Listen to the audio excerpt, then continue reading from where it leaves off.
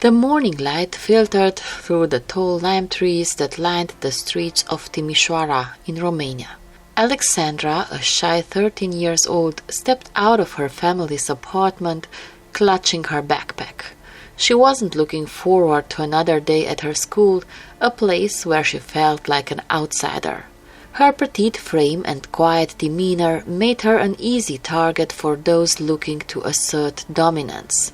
Alexandra's troubles began a month ago when Bianca and Maria, two of the most popular girls in her class, decided she was their new victim. Both girls thrived on attention, their antics amplified by the power of social media.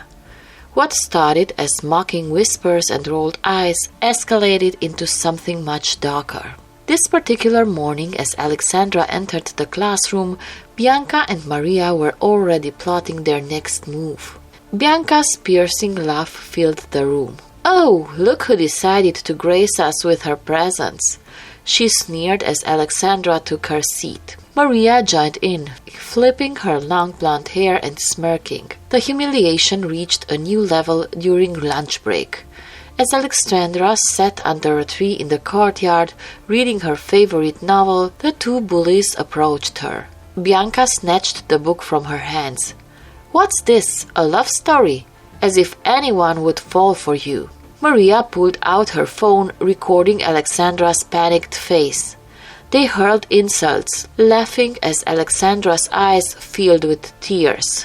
"Say something, loser," Maria taunted, holding the camera close to Alexandra's face. Alexandra couldn't muster the courage to respond. After a few agonizing minutes, they walked away, leaving her trembling and humiliated.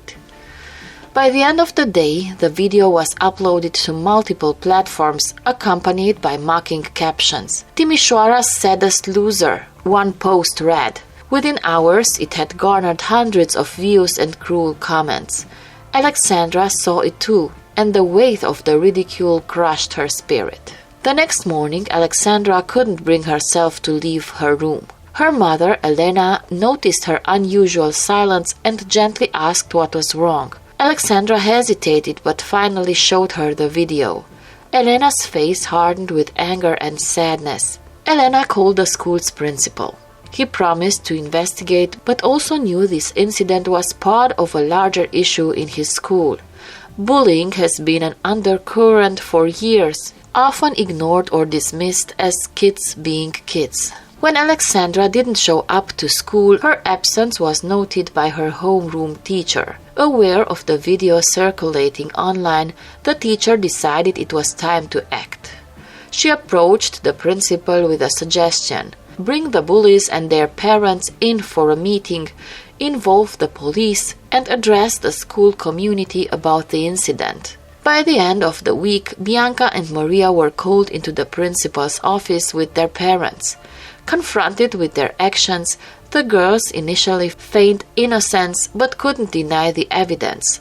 The police was informed and both girls received warnings, with mandatory counseling sessions imposed as part of their punishment. The incident became a talking point in Timișoara. Local news outlets picked up the story, framing it as a wake-up call about the dangers of unchecked bullying. The video's reach had extended far beyond the school's walls, prompting outrage and a call to action for parents, teachers, and community leaders. The city council convened an emergency meeting to discuss bullying in schools. The mayor addressed the public. "This is not just about one incident or one school. Bullying is a societal issue, and it's our responsibility to create a culture of respect and empathy in our schools and beyond." A task force was formed consisting of educators, psychologists, law enforcement, and student representatives. Their goal? Develop a comprehensive anti-bullying program to be implemented across all schools in their city. The task force worked tirelessly over the next few months. They introduced a series of initiatives aimed at prevention, education, and intervention. Workshops for students and teachers were rolled out, focusing on empathy building, conflict resolution, and the consequences of cyberbullying. Alexandra, still recovering from her ordeal, was invited to share her experience at one of the workshops. She hesitated at first, but eventually agreed. Standing in front of her peers and teachers, she described the pain of being bullied and the importance of standing up against it. Her bravery earned her a standing ovation. Bianca and Maria also participated in the program as part of their mandated counseling. They apologized publicly to Alexandra and began to understand the gravity of their actions. While rebuilding trust was a slow process, it marked the beginning of their own transformation. As the anti-bullying program gained momentum, it became clear that the city's efforts were making a difference. Schools reported a decline in bullying incidents, and students began taking a more active role in supporting their peers. One of the program's most impactful components was the establishment of peer support groups. These groups created safe spaces for students to discuss their struggles and seek advice. Alexandra joined one of these groups and found solace in connecting with others who understood her pain. The city also launched a campaign called Timișoara Against Bullying, featuring billboards, social media outreach, and public service announcements. The campaign encouraged residents to speak out against bullying and promote kindness in their daily lives.